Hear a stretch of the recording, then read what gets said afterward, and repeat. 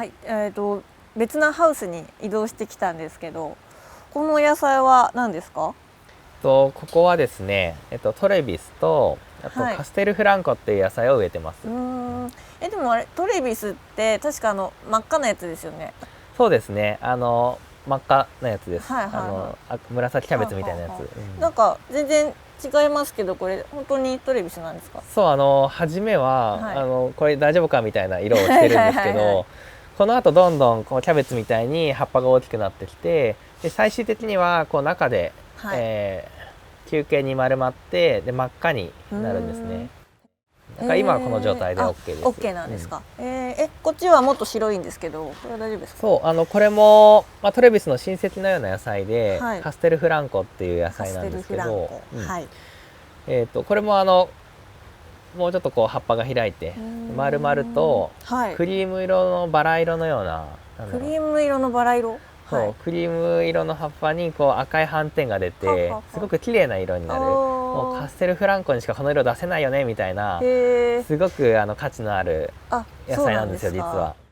これ収穫はちなみにいつ頃になるんですか？これも結構時間がかかって、あと2ヶ月後ぐらい、だいたい12月、1月、2月ぐらいに収穫を迎えます。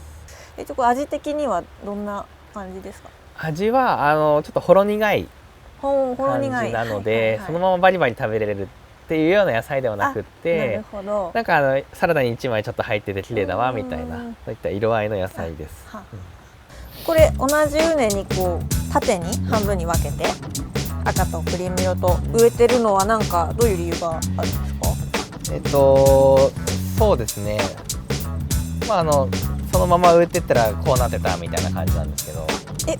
なんか理由があったわけではなく？特に理由はないです。成り行きみたいな。成り行きですね。やっぱりこう作業中って無心で植えるじゃないですか。わかります。でこいつね、苗に似てるんですよね、すごく。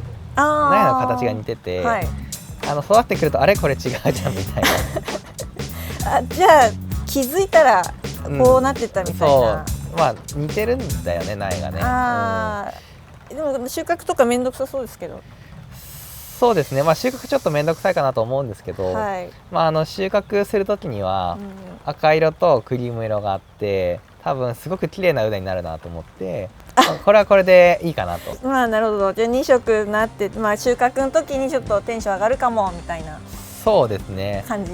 そういうことにしておいてください。なるほど。ものは言いようですね。じゃじゃん。お、これですね。これですね。この動画が面白いと思った人はグッド、そしてチャンネル登録もお願いします。